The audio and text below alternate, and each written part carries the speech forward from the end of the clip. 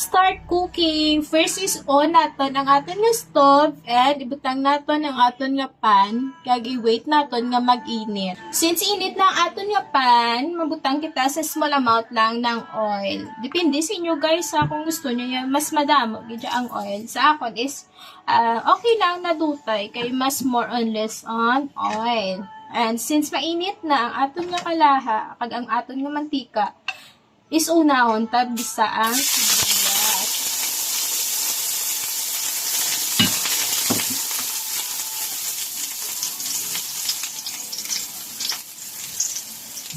para hindi siya masunog, ginauna ko gid ang sibuyas and then isunod na natin ang aton nga ahos.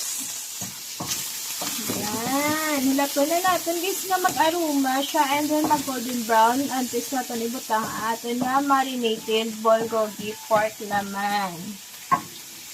Since okay na ang aton nga sibuyas kag ahos, ibibutang na natin ang pork laman. Na-notice nyo guys na may garlic na kuligin butan sa marinated. Kay kagina, gusto ko nga mas aromatic. Kag mag-absorb with masyado ang garlic. More ang garlic, kung guys kung magluto sa pagkaon, kay kabali naman kamo kung anong benefits ang garlic sa aton nga lawas. Especially kung gasa ka ang mga dugo o nga idadon ka. Try lang ha. Trivia lang na guys.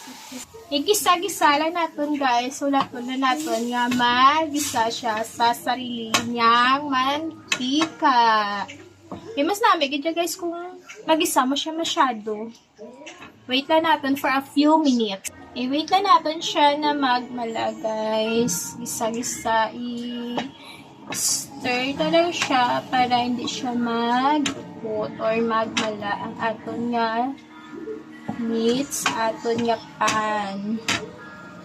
Wait na natin siya na mamalagit. Tapos, mapabutan sa small amount sa tubig na makapaluto lang siya or makapahumok lang sa aton nga meat. Since okay na ang aton nga pork guys, is humok na siya, i-add na natin ang gini sa mix para additional flavor. Dutay nila sa guys basi nila mabay kami ginubos to get is a small amount na siya nabilin sa sachet. Kami ko rin siya ginagamit sa pagluto, especially sa mga pansit, kay enhance ang flavor kag more on meat flavor.